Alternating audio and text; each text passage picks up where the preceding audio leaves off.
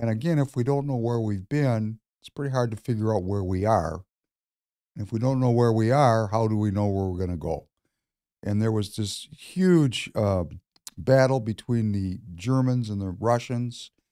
And there was an interesting piece in there that the Soviet Union represented everything that Hitler hated. It was a bastion of communism and Judaism, and Karl Marx was a Jew. Well, let's just clarify something going forward. Marxism does not posit that there's a supreme being or a God.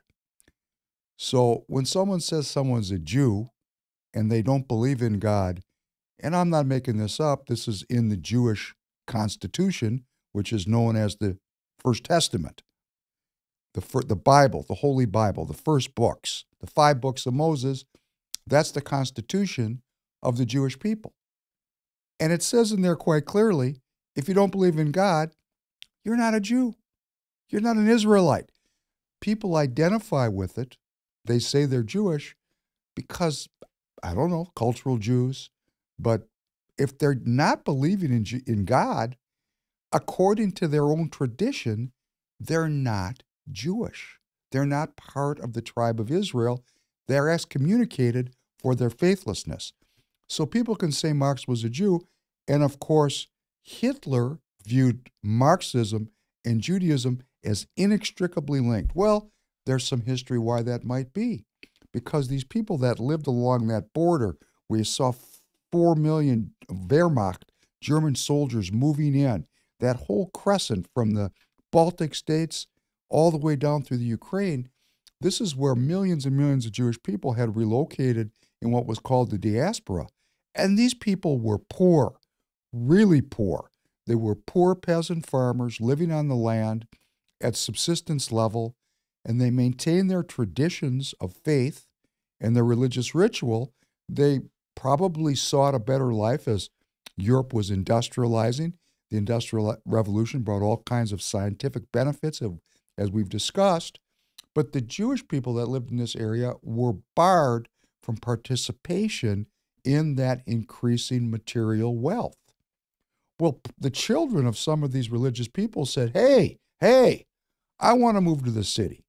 I want running water. I want electricity. I want indoor. Oh, no, you can't have that. You're a Jew.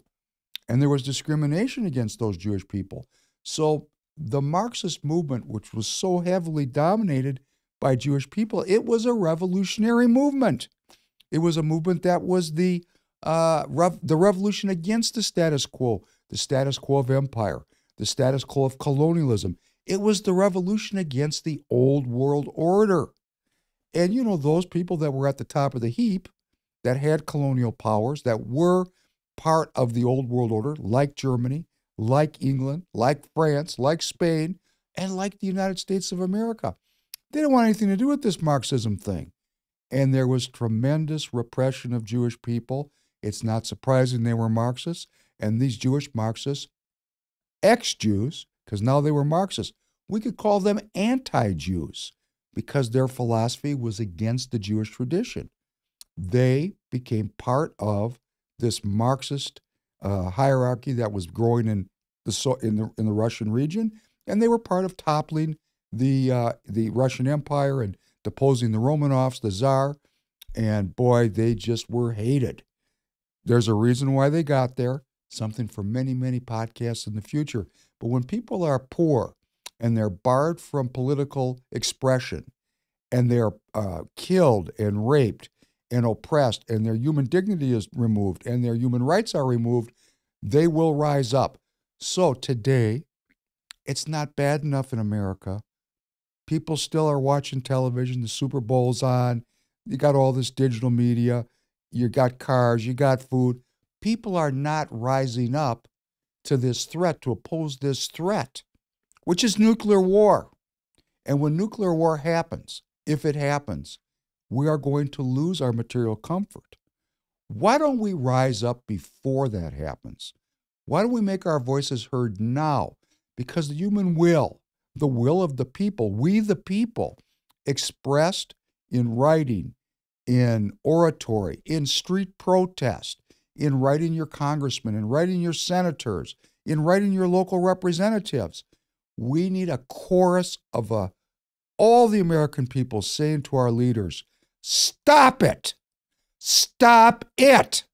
We're not having a nuclear war. We're not sacrificing a generation. We're not descending the world into the kind of chaos that will make life most unpleasant for most of us. Why are they willing to do it? Because their life's going to get better. They're going to go to underground bunkers. They're going to have sumptuous food. They're going to have beautiful women to choose from. They're not going to have to do anything but wait for the radiation to go away. And the rest of us poor bastards are either going to be dead or on the surface fighting to survive. So we have to take action now, right now, every one of us, and take this threat seriously. And that's why I feel compelled to take the time to go through this, even though there is so much media about Ukraine. And I'm going through this Professor Penn history, my version of the reality. And we go back into this German invasion. Well, this is something I know something about by what's called oral tradition. Now, can oral tradition be modified so that it's a lie and people are taught lies through the oral tradition? Of course.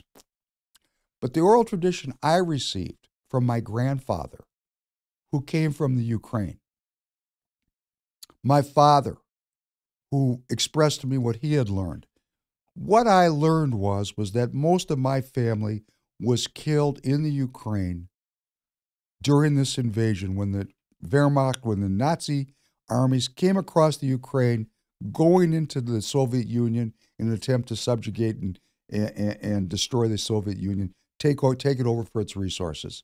But remember what that commentator said. Hitler hated the Jews, and they killed them. They killed them brutally, and my family was the victim of it. And what's so interesting, they weren't killed by Germans. They were killed by Ukrainians. Many, many Ukrainians, Estonians, Latvians, Poles, people on that border, that 1,800-mile border, they had a long history of anti-Semitism, low level in comparison to what happened in the Holocaust, but there was continuous rapes and beatings and murders and thefts and suppression. And when the Nazis came through, they just joined up. They said, hey, where do I join? Some Jew killing going on? Let me in on it. And they killed my family. And I have a story of one of my most revered and learned family members was tied behind a truck and dragged around in a circle through his village till he died. Those are the kind of stories that traumatized me as a youth. I don't think my father and my grandfather lied to me. I think they were traumatized by these stories. So when people talk about, or when Putin talks, or when the Russians talk about a Nazi element in Ukraine, well, killed my family, and they were Ukrainians. And actually, the most brutal, short killing took place in Kiev, which is the capital of Ukraine, in a place called Babi Yar, where some 30,000 plus victims were shot to death with small arms fire in 3 days, which is, crazy. That's just crazy to think about killing 30,000 people with pistols. That's a lot of shooting.